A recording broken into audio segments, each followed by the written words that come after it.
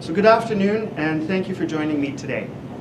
With just over 2 weeks until the people of Ontario cast their votes in the provincial election, I'm here today to call on all provincial parties and their candidates to commit to supporting Toronto Public Schools with adequate and stable funding that fully supports all pandemic costs and the implementation of the TDSB's Pandemic Recovery Plan.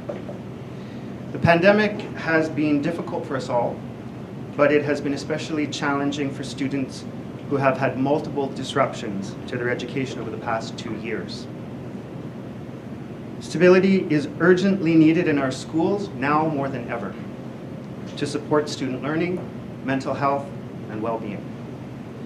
Throughout the pandemic, the TDSB has gone above and beyond to keep our students and staff safe, dipping into our reserves when the ministry would not fund smaller class sizes and other essential pandemic costs. All available funds were put towards keeping students and staff safe. Now, the TDSB is currently projecting a deficit of $52.2 million for the 2022-23 school year, primarily due to these pandemic costs and declining enrollment. Should additional funding not be provided to address the impacts of the pandemic, savings will need to be found and cuts will need to be made. To be clear, TDSB trustees and staff do not want to make these reductions, especially now when the students of Toronto need stability and support after more than 2 years of disruption.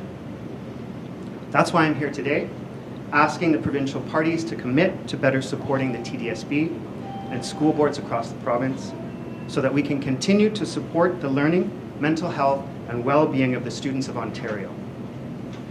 I'm specifically asking for a commitment to reimbursement of all pandemic-related expenses incurred by the school boards over the past 2 years, to fully fund the TDSB's Pandemic Recovery Plan, and to reinstate the enrollment stabilization funding, provide additional funding to cover cost increases related to employee benefits, utilities, and other inflationary costs, cost increases that are not currently funded by the ministry.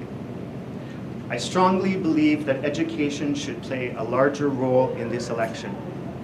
This provincial government needs to prioritize the young people of Ontario, who we can all agree have suffered greatly over these past 2 years.